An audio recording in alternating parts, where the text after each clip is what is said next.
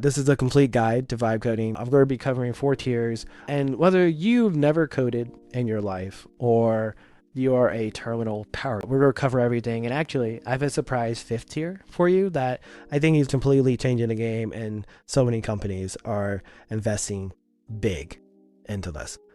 Let's get into it. By the end of this video, you're going to know every major way to vibe code. We're going to go over picking the right tool, why picking the right tool can help you ship faster, and then lastly, understanding the landscape of AI. Because what inspired this video is actually real relevant. My name is Caleb. I am a software engineer who worked his way up to engineering director.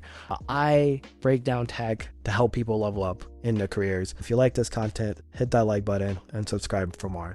Really appreciate it. What is vibe coding? The whole origin of today's video actually stems from a very popular tweet, and I feel like it was so appropriate because it's been a year.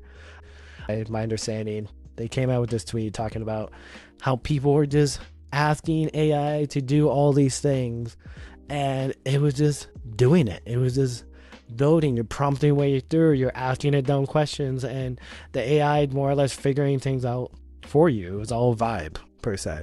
Since this tweet has gone viral, the AI landscape has shifted, because some of the tools you probably heard of, Lovable, Claude Code, some of the tools you probably haven't heard of, which we're going to get into today.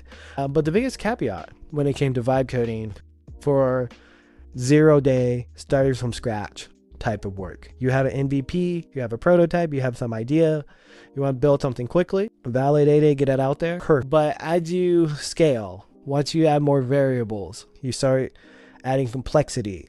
You have users that are beyond your initial 1,000 or closer to the million. You have people doing multiple things at the same time. This is where AI is kind of falling short. But as you see later in the video, some companies are betting big on solving that exact problem. So let's go into each tier. Tier 1 is just chatting with an AI. This is the floor in my opinion. This is no special tool, no setup. You're using tools like Claude, ChatGPT, Gemini. But the one I would use if you're actually building a website is Manus. Now, if you've never heard of Manus, this is one of Meta's recent acquisitions. Now, Manus is a little bit more, in my opinion, powerful, depending on your edge case, compared to maybe something like ChatGPT. Since Manus has been acquired by Meta, it has access to Facebook and Instagram. But in this particular case, I asked with this prompt, build me a website for a Greek restaurant in Cave Creek, Arizona. And it created the entire thing. It created a little sandbox container, gave me everything I needed, and I can hit publish right here. Now, I asked Claude to do the same thing. It created the site and gave me some generic images. So I would say Manus won the battle in this case. Also, I can see a published artifact, which gives me a HTML render of this page, which is technically a page. So in theory, both of these made a website, but Manus made it a little bit better. And I also appreciate they made it responsive. So this is tier 1, chatting with AI. This is great for personal portfolios, landing pages, simple one-pagers. I think anything really for like this, a quick, I need a website, I need to show some content. And if you can generate the images on top of that, you can make something real effective real quick. It breaks down once you actually need app functionality, but you're not going to be running your whole business on it, which goes into tier 2. Now, tier 2, the platform is built specifically for vibe coding. Lovable, that's the most popular one. Its ability to stay ahead and have truly unique, innovative designs. And you will see a lot of your favorite content creators talk about, I get some of my templates from Lovable, but I might use another tool later on in our tier list to build the actual site. The drawback on Lovable is migrating off. Similar to a Bumble relationship. Once you get on Bumble, you find your partner, you really don't want to stay on Bumble once you have your partner. Lovable is kind of in a situation where they need to help you scale is where things get hard. Bolt, to me, was one of my favorite tools. So Bolt doubled down in Anthropic models.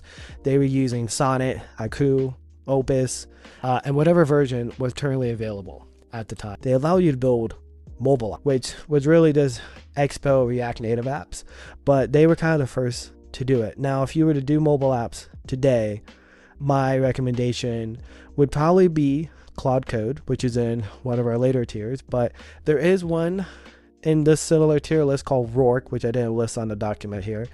Rork right now is probably what's known as Rork Max. Historically, when it came to vibe coding mobile apps, it was just built using React Native. Nothing wrong with React Native, but just remember, React Native it's like 2 tiers behind. So if you think if Apple comes out with something tomorrow, somebody in the React Native world needs to like implement something that works with whatever Apple just created. And sometimes they can't do that. So Rork Max is promising native, which means Swift, Swift UI, actual code supported from Apple. But it's like $200 a month. It's kind of crazy. So that is one option, not mentioned, but I want to call it out. We've done a video on Vercel. Replit, also very popular. Replit's interesting because now they're getting animations. Some people are trying to find their lane. Lovable still trying to be an all-in-one platform for people to not only prototype their idea, but like promote their idea. Bolt, in this in between where they have more offers, but still only one model and some debate on their design capability. So these are the popular ones in tier 2. You probably heard of a lot of these. You probably use some of them. The biggest problem is scale when it comes to tier 2, which goes into tier 3. This is when, in my opinion, you're really technical. You're probably a developer, or if you're a dangerous vibe coder, maybe you are somebody who's not afraid of the terminal. You're not afraid of VS Code or looking at code or markdown files. That's all. Microsoft historically was a company where everything was real locked down. And then they turned into a company where we want to provide a lot of solutions just to give good solutions, to kind of promote open source for people, and then later find ways to capitalize that.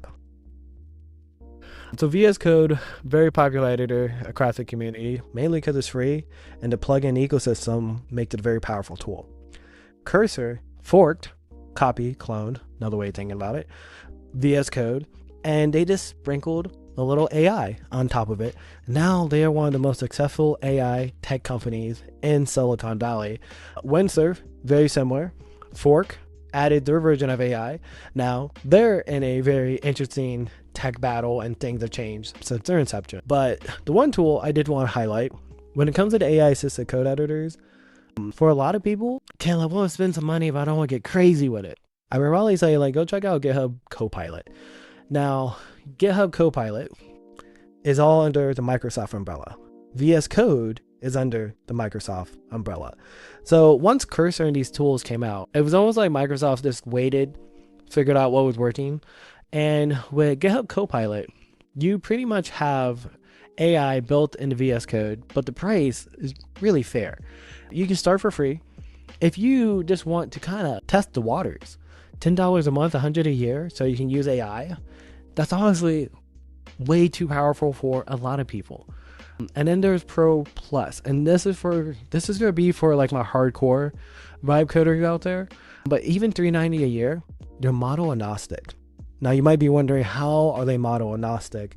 A lot of these companies are powered behind Amazon's Bedrock, and this is Amazon's way of pretty much saying you want the latest version of Grok, latest version of GPT, Codex, Sonnet, Opus, whatever model is available. Amazon's like, if you're in our cloud service provider ecosystem, you leverage Bedrock, we can give you a real application with that. So that's how GitHub Copilot works behind the scenes, and they disclose that on their documentation.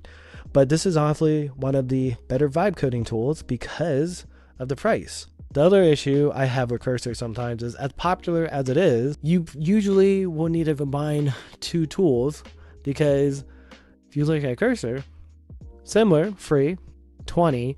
When I was using it, I was on 60, and I can't tell you how many times I would get prompted of like, hey, you're at your limit. Would you like to up it? Would you like to add more token? And then $200 a month, which at this point, then you just need to decide which tool you're willing to pay for. So these are the popular ones. At this point, you're pretty dangerous if you're in this territory, because you are building beyond the MVP. You're trying to build something that is MVP, but also impressive. You have like a list of features, which goes into tier 4. Power user workflows. Claude Code is the tool that everybody is talking about. Now, Claude Code, if you have not heard about it, is a tool from Anthropic. And Anthropic pretty much has made, I don't want to say like, they really have made their mark in developer productivity and business focus is the way I would phrase it. Claude Code is pretty much your developer's favorite AI tool because it allows them to go from spending time writing a lot of mundane code and spending a lot more time building and planning their application. Now, a lot of different ways to use Claude Code, but this is where you're starting off in the terminal, but you don't have to. There is what's known as the Claude desktop app. And when you use the desktop app, you see here, you get the option of chat, co-work, code. You now can use Claude Code in this desktop app. You have one app to do your coding, and then you can do it using what's known as co-work, where you can have it go into your Gmail, have it go into your Microsoft documents, your Google documents, create presentation. You have different connectors. So Anthropic has really created an ecosystem for productivity geared towards professional. Claude Code is the one tool that so many people love because you just have to plan it and it will build a full-fledged application for you. Now, a lot of different ways to run Claude Code. I showed you through Anthropic's tool, which is what they prefer, but it's only available for Mac users. Now, you can use Claude Code in VS Code, and they have documentation there somewhere where you'll pretty much add it as an extension, and then it'll bring up the chat, but you still have all the capabilities of VS Code. That's probably what a lot of your favorite content creators are also doing because VS Code, very popular, used across the community. I showed you about the Copilot part, which really affordable, model agnostic. Not my tech stack right now though, but just want to highlight different ways you can use Claude Code. We'll do a video breakdown Claude Code. My favorite tool is Warp.dev. Now in tier 4, we're talking about power users. Power users to me also are people who are in the terminal in the beginning. Now what Warp.dev focused on when it came out was this a smarter terminal. What it has turned into is an agentic platform, meaning you can tell the tool, your app, they call it audit. Hey, I need you to do multiple tasks. I need you to audit the site for SEO. I need you to optimize the SCP for the core web vitals. I need you to enhance the application as a whole. And that right there will kick off 3 different subagents. And what I like about Warp.dev is sometimes you hear me talk about being model agnostic. And what I mean by that is I'm working on my personal website, and sometimes I want to try different models. So with Warp, you can do auto, and that's the most cost efficient. But then you get access to everything from Anthropic, but maybe you want to try Gemini 3.1. Maybe you want to go back into GBT. Maybe you want to try 5.4 versus 5.3 codec. Maybe you want to try Kimi. Being model agnostic is nice because as these models roll out, they try to get better over time, getting access to that. And one tool really powerful because each model is getting better at something. Gemini, I think, is a little bit better at design, whereas then Claude is a little bit better at thinking end to end. So this is why I like Warp. I will do a breakdown on Warp, but that is my favorite tool. Let's talk about autonomous AI agents. Now, this is beyond assistance. This is full autonomy. This is OpenClaw. This is what everybody's talking about. I have AI running 24/7, making me $50K a month. But there are some real business use cases you can use. And when you're talking about autonomous agent, they really can plan, execute, and iterate. And you can even have them self-heal and verify to ensure they're closing a loop and completing the job that you are setting a goal for them to figure out. Now, OpenClaw is the most popular tool. The idea that you can have multiple things happening for you, like a full-time employee working 24/7. Now, the new hotness, NeMo Claw. NeMo Claw is coming from NVIDIA's GTC keynote where they announced a whole bunch of different things, but they give you a breakdown of, hey, this is a OpenClaw configuration, but with security. And that's really powerful because OpenClaw, there's so many people where they were like, to get started with OpenClaw, you need to set up the security. To set up security, you need to do this. And so many people didn't know what to do. NeMo Claw is like, we just did that for you. And then going back to one that's a little bit easier if you want to get started today is Manus Agent. Now, Manus has agents, and agents over here. Pretty much what you can do with a new agent is you can describe, hey, on Monday in the morning, I want you to scan Instagram and find me the top 10 most performing Claude Code videos right now. And I want you to pull those videos, figure out what the hooks are, and give me 5 variations of those hooks. I want you to do it every Monday morning, send it to me as an email. That's what an AI agent can do. Now, the problem, it costs tokens. At any point, guys, it costs tokens. Now, Claude has agents, which when we do a Claude breakdown, we'll get more into it, but tier 5 is really powerful, but it's unpredictable. The reason I haven't hopped on OpenClaw like a lot of people have is I feel like it was NFT guys and the crypto bros looking for their next thing.